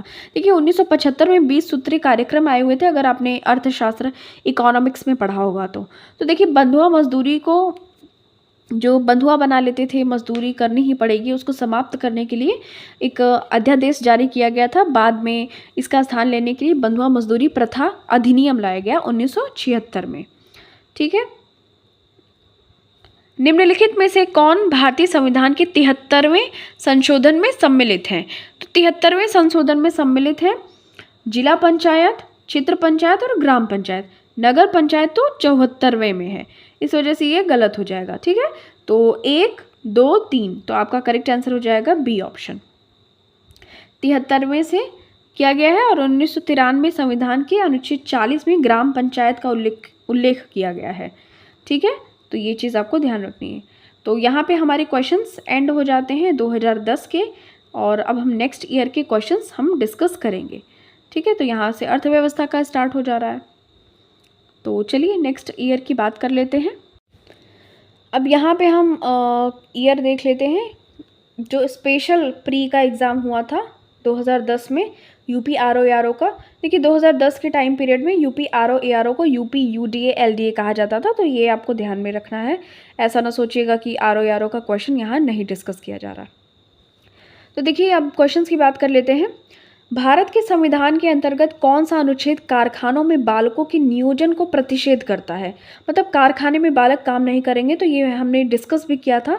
अनुच्छेद 24, 14, 4, मतलब कि 24 अनुच्छेद में कहा गया कि 14 वर्ष की उम्र वाले बच्चे या उससे कम उम्र के बच्चे कारखानों में काम नहीं करेंगे। तो ये एक ट्रिक मैंने बताई भी थी आपको। और अनुच्छेद अगर 23 की बात करें तो ह्यूमन ट्रैफिकिंग से रिलेटेड है, मतलब कि किसी भी व्यक्ति का या मानव दुर्व्यापार यहाँ पे नहीं किया जाएगा। निम्नलिखित अनुच्छेदों में से किस एक को डॉक्टर BR अम्बेडकर द्वारा संविधान की हृदय और आत्मा कहा गया है? तो जो 5 प्रकार के सुप्रीम कोर्ट रिट जारी करती है अनुच्छेद 32 में, जो कि मूल अधिकारों के संरक्षण में बनाया गया है संवैधानिक उपचारों का अधिकार, कॉन्स्टिट्यूशनल रेमेडीज, तो इसको भीमराव अंबेडकर ने संवैधानिक उपचारों का अधिकार कहा है, अर्थात संविधान का हृदय और आत्मा कहा गया है। यदि संविधान की आत्मा की बात की जाए तो प्रस्तावना को कहा गया है, लेकिन हृदय और आत्मा कहा जाए तो अनुच्छेद 32 को कहा गया है। सूचना का अधिकार ये किस में उल्लिखित है? तो ये एक विधिक अधिकार है। जो सूचना का अधिकार होता है, राइट टू इंफॉर्मेशन, RTI, तो ये एक विधिक अधिकार होता है, ध्यान रखिएगा। ठीक है, तो ये कब आया था? तो 2005 में आया था कि हम किसी भी चीज़ की सूचना मांग सकते हैं, जैसे RTI, खारिज दाखिल, ये सब होते हैं, तो वही राइट टू इन्फॉर्मेशन, तो ये 2005 का एक विधिक अधिकार है। ये पारदर्शिता युक्त शासन तथा भ्रष्टाचार मुक्त समाज को बनाने के लिए 12 मई 2005 को जारी किया गया था। ठीक है, तो 15 जून 2005 को राष्ट्रपति की अनुमति मिली। अंततः 12 अक्टूबर 2005 को यह कानून जम्मू कश्मीर को छोड़कर पूरे देश में लागू हो गया था। ठीक है, तो 12 अक्टूबर 2005 ध्यान रखना है डेट। निम्नलिखित में से किसे द्वितीय पीढ़ी का मानव अधिकार समझा जाता है? तो समता का अधिकार जो है, इसको हम क्या समझते हैं? द्वितीय पीढ़ी का मानव अधिकार। देखिए द्वितीय पीढ़ी का मानव अधिकार समता का अधिकार को जाना जाता है। दूसरी पीढ़ी के मानव अधिकार समानता से संबंधित है। इन्हें द्वितीय विश्व युद्ध के बाद सरकारों ने मान्यता दी थी, तो इस वजह से ये मूल रूप से आर्थिक, सामाजिक और सांस्कृतिक अधिकार है। प्रत्येक नागरिकों को समान स्थितियों बर्ताव की गारंटी देते हैं। इन अधिकारों को कभी कभी हम लाल अधिकार भी कहते हैं। ठीक है, लाल अधिकार भी कहते हैं।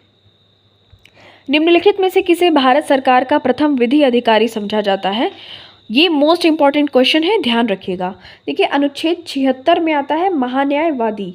ठीक है, अनुच्छेद 76 में संविधान क्या आता है? महान्यायवादी, तो इसे ही कहते हैं भारत सरकार का प्रथम विधि अधिकारी। तो प्रथम विधि अधिकारी होता है और ये राष्ट्रपति के जो प्रसाद पर्यंत ये काम संभालते हैं। संघ लोक सेवा आयोग का अपना वार्षिक प्रतिवेदन सौंपता है, तो ये राष्ट्रपति को सौंपता है, ध्यान रखिएगा। तो संविधान के भाग 14 के अंतर्गत जो संघ लोक सेवा आयोग होती है 315 से 323 में एक संघीय लोक सेवा आयोग है और ये राष्ट्रपति को अपना वार्षिक प्रतिवेदन सौंपते हैं, ध्यान रखिएगा। नेक्स्ट क्वेश्चन, अब यहाँ पे 2 वक्तव्य दिए गए हैं, आपको बताना है। कोई व्यक्ति जो ये कथन दिया गया है वो पढ़ते हैं। कोई व्यक्ति उपराष्ट्रपति निर्वाचित होने का पात्र तभी होगा जब वह राज्यसभा का सदस्य होने के लिए अर्हित है। कारण दिया गया कि उपराष्ट्रपति राज्यसभा का पदेन सभापति होता है। तो इसका देखिए करेक्ट आंसर हो जाएगा, दोनों ए और आर दोनों सही है। आर ए की एक मान्य स्पष्टीकरण है। ठीक है, तो देखिए कोई व्यक्ति उपराष्ट्रपति निर्वाचित होने के योग्य तभी होगा जब वह भारत का नागरिक हो, राज्यसभा का सदस्य निर्वाचित होने के योग्य हो, निर्वाचन के समय किसी प्रकार के लाभ के पद पर न हो, वह संसद के किसी सदन या राज्य विधानमंडल के किसी सदन का सदस्य नहीं हो सकता।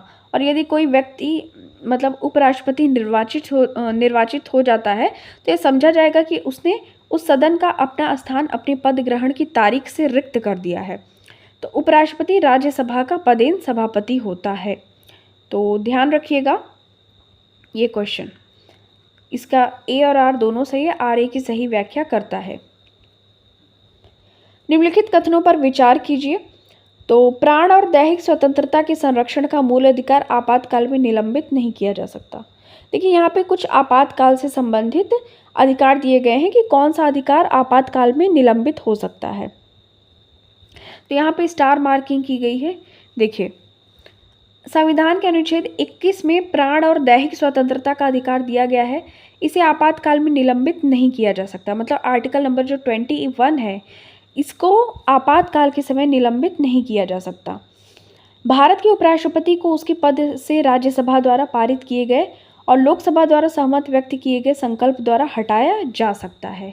ठीक है, भारत के उपराष्ट्रपति को 1 जनवरी 2015 देखिए वर्तमान में राज्यसभा में विपक्ष नेता गुलाम नबी आज़ाद 1 जनवरी 2015 से योजना आयोग के स्थान पर नीति आयोग की स्थापना की गई थी, जिसके वर्तमान में अध्यक्ष हैं नरेंद्र मोदी जी। देखिए ये योजना आयोग के अध्यक्ष अगर बात करें ना तो वो प्राइम मिनिस्टर होते हैं, मोंटेक सिंह आलूवालिया नहीं। ठीक है, तो इस वजह से ये गलत है और इसके ऑप्शंस सही नहीं दिए गए थे आयोग के द्वारा, इस वजह से ये क्वेश्चन अमान्य हो गया था। किसी राज्य के मुख्यमंत्री से संबंधित निम्नलिखित कथनों में से एक कौन सा सही सुमेलित नहीं है।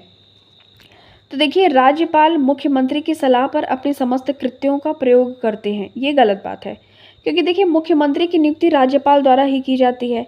तो ऐसा थोड़ी होगा कि राज्यपाल ये सब काम करेगा कि मुख्यमंत्री जो बोलेगा वही करेगा।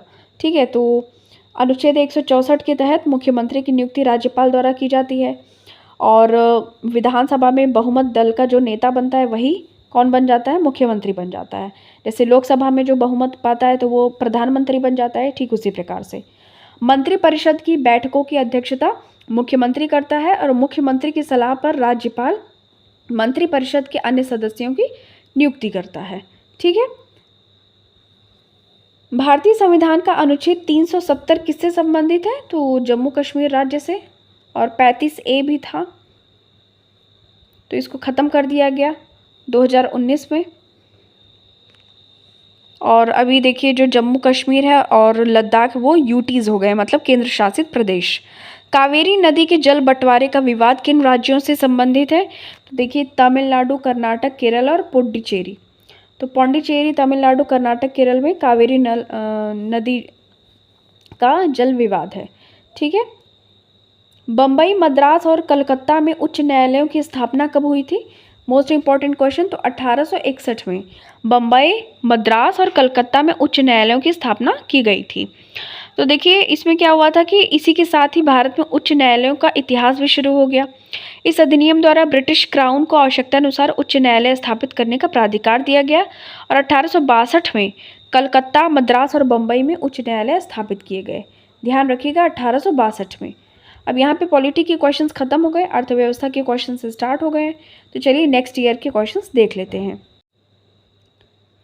अब यहाँ पे हम बात कर लेते हैं 2006 में जो क्वेश्चन पेपर आया हुआ था, ये सेकंड लास्ट होने वाला है, फिर 2001 वाला हम लोग डिस्कस करेंगे, उसके बाद ये वीडियो एंड हो जाएगी। तो स्टार्ट करते हैं। जो पहला क्वेश्चन पूछा गया था पॉलिटी का, भारतीय संविधान में सन्निहित मूल अधिकारों की अवधारणा किस देश के संविधान से ली गई, तो संयुक्त राज्य अमेरिका। ये क्वेश्चन बहुत बार आ चुका है। देखिए अगर बात करें संसदीय शासन व्यवस्था की तो ये ग्रेट ब्रिटेन से ली गई है। कनाडा के संविधान से देखिए संघ और राज्यों के बीच में शक्तियों का विभाजन लिया गया है।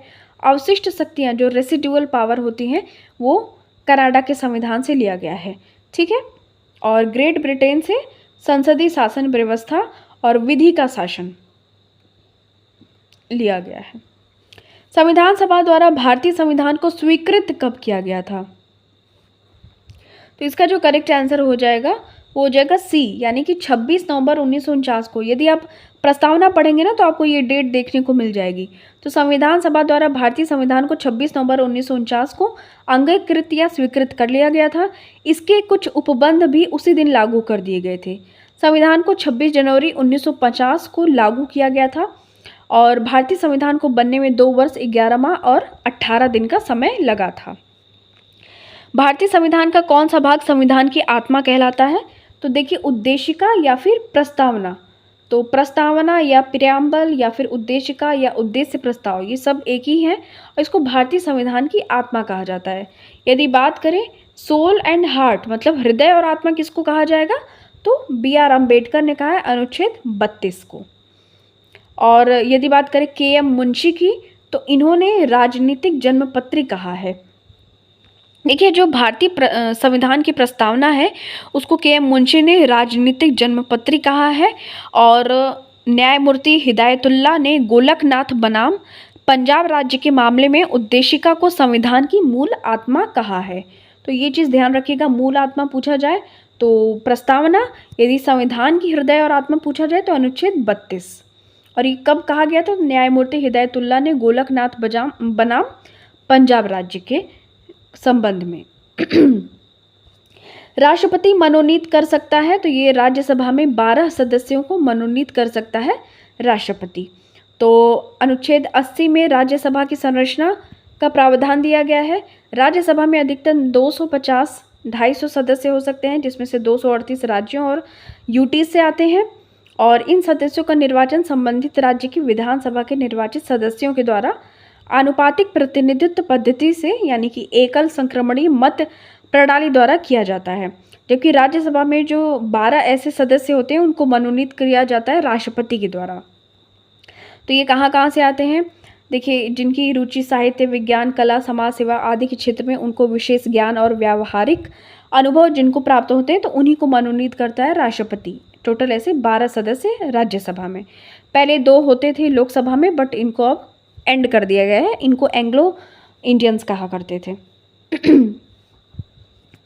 तो देखिए वर्तमान में सदस्य कितने हैं? 245। राज्यों से 229 आते हैं, संघ राज्य क्षेत्रों से 4 आते हैं और मनोनीत सदस्य टोटल 12 राष्ट्रपति के द्वारा, तो हो गए 245। 229 + 4 + 12। लोकसभा में सदस्यों की जो अधिकतम संख्या निर्धारित की जाती है तो वह है, तो ये है 550। लोकसभा की बात की जाए तो अधिकतम है 550। तो यदि बात की जाए कि राज्यों द्वारा इसमें से कितने आते हैं तो 530 आते हैं। जैसे राज्यों से आते थे 229 किसमें? राज्यसभा में। लेकिन लोकसभा में बात की जाए तो राज्यों से 530 आते हैं। 20 सदस्य आते हैं संघ शासित प्रदेशों से लोकसभा में। यदि राज्यसभा में बात करें संघ राज्य क्षेत्रों से केवल 4 लोग आते हैं और लोकसभा में 20 लोग, ठीक है। भारत में संसद की लोक लेखा समिति के अध्यक्ष की नियुक्ति की जाती है। तो इसका देखिए करेक्ट आंसर हो जाएगा लोकसभा के अध्यक्ष के द्वारा। तो भारत में संसद की जो लोक लेखा समिति के अध्यक्ष होते हैं, यानी कि PAC के अध्यक्ष होते हैं, तो इसकी लोकसभा का अध्यक्ष नियुक्ति करता है। यह एक वित्तीय समिति होती है। ध्यान रखिएगा इसमें टोटल 22 सदस्य होते हैं, यानी कि 15 लोकसभा से होते हैं और 7 राज्यसभा से होते हैं। टोटल मिला के 22 हो जाते हैं। यह समिति CAG मतलब जो कैग रिपोर्ट होती है तो इसकी समीक्षा करते हैं और अपना प्रतिवेदन लोकसभा को देते हैं। इसीलिए संसद की लोक लेखा समिति के अध्यक्ष की नियुक्ति लोकसभा का अध्यक्ष करता है। एक परंपरा के अनुसार इस समिति का अध्यक्ष विपक्ष के नेता को दिया जाता है। वित्त विधेयक को प्रस्तुत करने के विषय में निम्नलिखित में से कौन सा कथन सही है? तो देखिए यह लोकसभा में प्रस्तुत किया जाता है वित्त विधेयक, मनी बिल, ठीक है। तो ध्यान रखना है मनी बिल यानी कि धन विधेयक और वित्त विधेयक को लोकसभा में प्रस्तुत किया जाता है, जबकि अन्य साधारण विधेयकों को संविधान संशोधन विधेयकों को संसद के किसी भी सदन में मतलब कि या लोकसभा में या राज्यसभा में किसी में भी प्रस्तुत किया जा सकता है। लेकिन यदि वो धन विधेयक है और वित्त विधेयक है माने कि मनी बिल है या फाइनेंस बिल है तो इसको हम लोगों को इसको हम लोगों को लोकसभा में प्रस्तुत करना पड़ेगा। आर्टिकल नंबर 110 में आता है और 117 में। राज्यसभा के चुनाव के लिए अपेक्षित न्यूनतम आयु है तो 30 वर्ष, ध्यान रखिएगा 30 वर्ष है। यदि लोकसभा की बात करें तो 25 वर्ष, राष्ट्रपति की बात करें तो 30 वर्ष से अधिक है। राज्यसभा का सदस्य बनने के लिए उसमें योग्यता हो भारत का नागरिक हो, उसकी आयु 30 वर्ष से कम न हो। और यदि लोकसभा की बात की जाए तो वहाँ 25 वर्ष होती है। किस राज्य विधानसभा की सर्वाधिक सदस्य संख्या है तो उत्तर प्रदेश। देखिए यह इम्पॉर्टेंट है क्योंकि यहाँ पे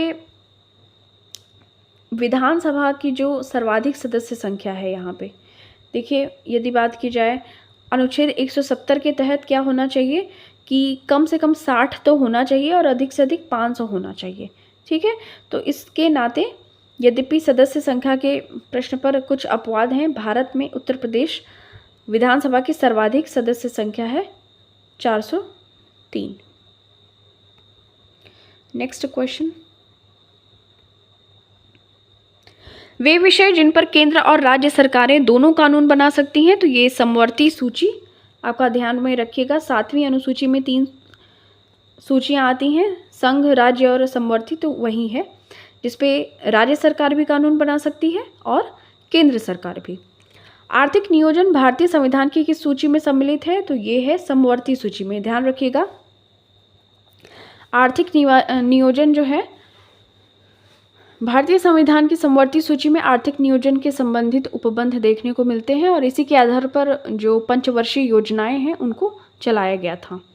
अब पंचवर्षीय योजनाओं का स्थान नीति आयोग ने ले लिया है।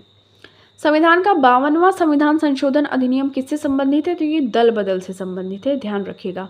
52वां संविधान संशोधन विधेयक 1985 यानी कि दल बदल से संबंधित है। इस संविधान संशोधन द्वारा संविधान में 10वीं अनुसूची जोड़ी गई थी, तो यही था 52वां संविधान संशोधन के समय प्रधानमंत्री थे राजीव गांधी जी। पंचायती राज की अनुशंसा किसने की थी तो ये किया था बलवंत राय मेहता कमेटी की रिपोर्ट 1957 में। पंचायती राज व्यवस्था यानी कि त्रिस्तरीय, ये चाहते थे कि जो त्रिस्तरीय योजना है मतलब सबसे नीचे ग्राम पंचायत होनी चाहिए, मध्य में विकास कार्यों से युक्त पंचायत समितियां होनी चाहिए मतलब कि ब्लॉक वाले लेवल पे, और शीर्ष पर मतलब बिल्कुल उच्च स्थान पे जिला परिषदें होनी चाहिए। तो इसको सर्वप्रथम तो राजस्थान ने लागू किया था, उसके बाद आंध्र प्रदेश ने। राजस्थान के नागौर जिले में सर्वप्रथम इसको देखा गया था इम्प्लीमेंट करते हुए। सिक्किम एक नया राज्य बना था, तो ये 36वां संशोधन अधिनियम आया था, तो इससे सिक्किम को एक नया राज्य बनाया गया था। तो 35वें संविधान संशोधन द्वारा सिक्किम को सह राज्य एसोसिएटेड का दर्जा दिया गया था, लेकिन जो 36वां संविधान संशोधन आया 1975 में तो पूर्ण राज्य का दर्जा दे दिया गया और भारत का इस तरीके से 22वां राज्य बना था सिक्किम। ठीक है, इस संशोधन द्वारा सिक्किम में चोग्याल का जो पद होता है उसको समाप्त कर दिया गया और श्री वीवी लाल को सिक्किम का प्रथम राज्यपाल नियुक्त किया गया था। तो 36वां संविधान संशोधन 1975 से सिक्किम को पूर्ण राज्य का दर्जा मिला और ये 22वां राज्य बना था। अभी टोटल वर्तमान में कितने राज्य हैं तो 28, और यूटीज यानी कि केंद्र शासित प्रदेश है 8, 28, 8, ध्यान रखिएगा। तो अब यहाँ पे हमारे पॉलिटी के क्वेश्चंस खत्म होते हैं। एक और ईयर का क्वेश्चन बाकी है, चलिए उसको भी डिस्कस कर लेते हैं। अब ये हमारा लास्ट क्वेश्चन पेपर है 2001 का, ये RO का क्वेश्चन पेपर है जो हम लोगों को पॉलिटी खत्म हो जाएगी। अब कैबिनेट मिशन योजना के अंतर्गत संविधान निर्मात्री परिषद में प्रत्येक प्रांत को आवंटित सदस्य संख्या निर्धारित करने के लिए एक प्रतिनिधि कितनी जनसंख्या के अनुपात में था? 10 लाख व्यक्ति के अनुपात में था। जब कैबिनेट मिशन 1946 में आया था तो उसने अपनी रिपोर्ट जारी की थी और संविधान सभा के गठन का एक फॉर्मूला प्रस्तुत किया था। तो इसने क्या किया था कि संविधान सभा का प्रत्येक सदस्य 10 लाख जनसंख्या का प्रतिनिधित्व करेगा। और इसमें देखिए 3 सदस्य थे, पैथिक लॉरेंस, स्टेफोर्ड क्रिप्स और एवी अलेक्जेंडर। ठीक है, तो ये चीज़ आपको ध्यान में रखनी है। और उस टाइम पे ब्रिटेन में लेबर पार्टी थी और वहाँ के प्रधानमंत्री थे क्लीमेंट एटली।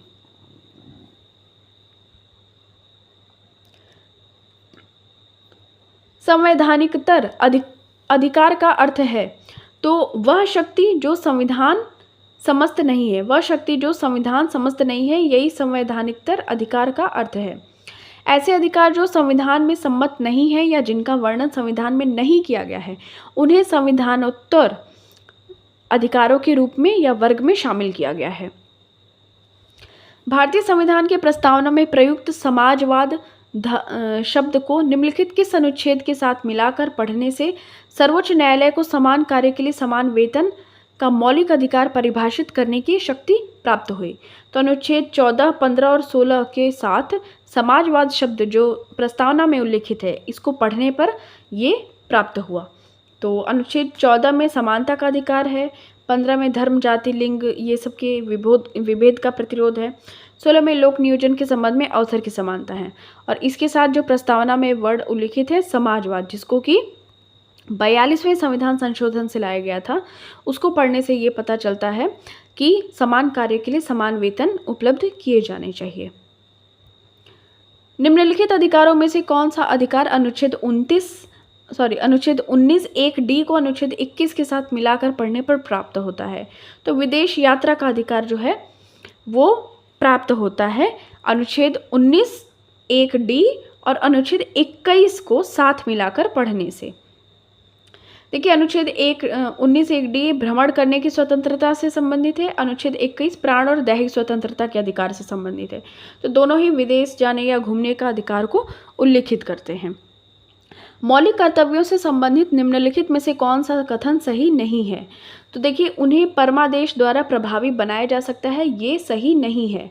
मौलिक कर्तव्यों से संबंधित, देखिए, मौलिक कर्तव्यों को परमादेश द्वारा प्रभावी नहीं बनाया जा सकता। परमादेश एक प्रकार की रिट है, जो 5 प्रकार के रिट जारी करते हैं ना सुप्रीम कोर्ट, आर्टिकल नंबर 32 से, तो उसी में से एक रिट है परमादेश। तो इसके द्वारा मौलिक कर्तव्यों को प्रभावी नहीं बनाया जा सकता।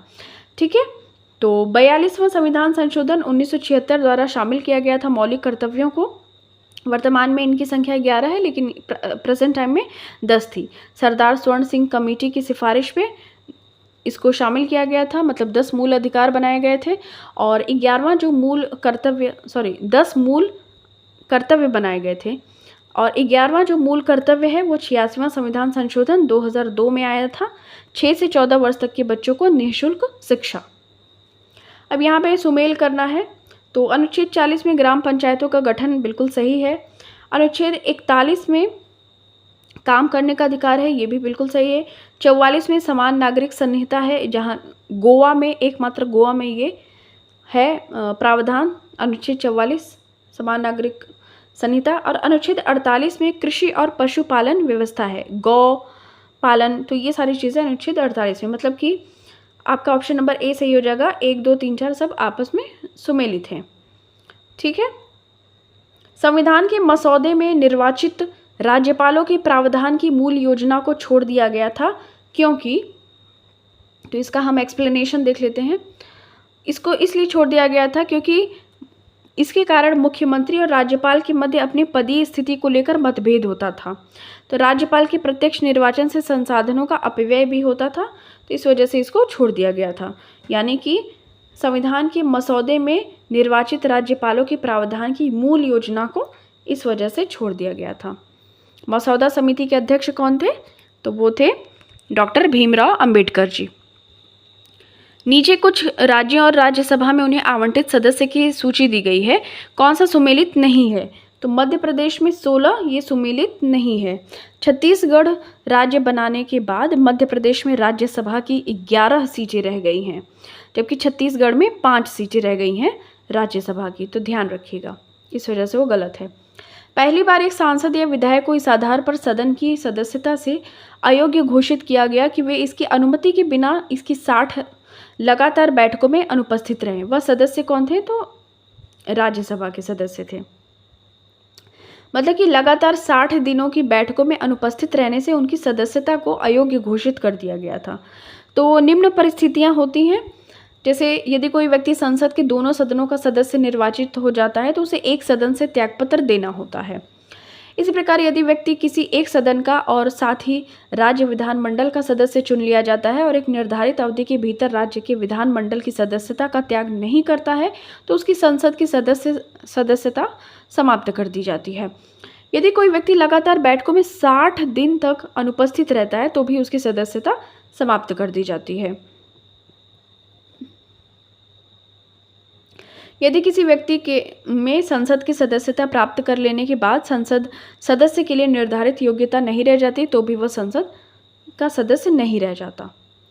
भारतीय संविधान का कौन सा अनुच्छेद संवैधानिक विवाद में सर्वोच्च न्यायालय के अपीली क्षेत्राधिकार से संबंधित है? तो देखिए, अनुच्छेद 134A को मिलाकर अनुच्छेद 132 के साथ पढ़ना, तो ये है भारतीय संविधान का संवैधानिक विवाद में सर्वोच्च न्यायालय के अपीली क्षेत्राधिकार से संबंधित। तो ये इम्पॉर्टेंट है क्वेश्चन। देखिए, इसको ऐसे टाइप के क्वेश्चंस भी पूछे जाते थे, ध्यान रखिएगा।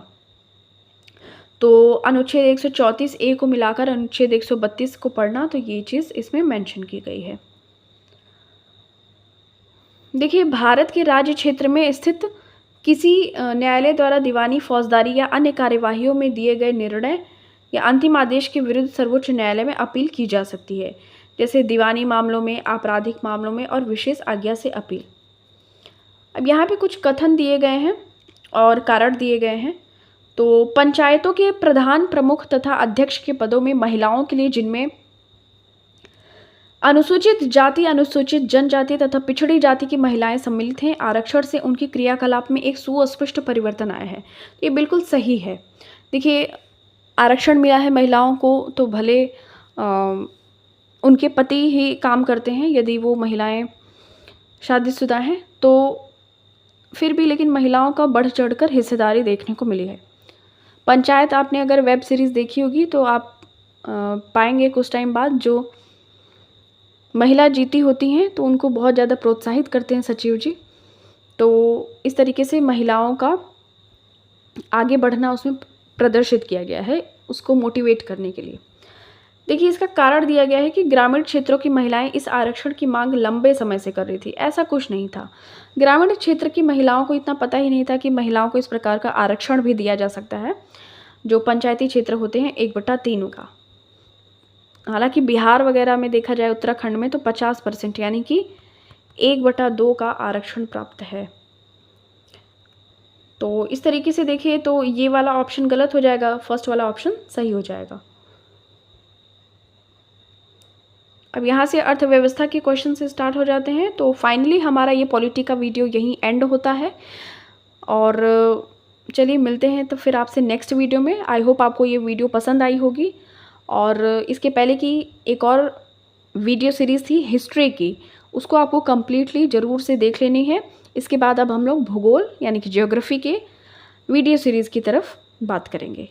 Thank you so much for watching this. मिलते हैं आपसे नेक्स्ट वीडियो में।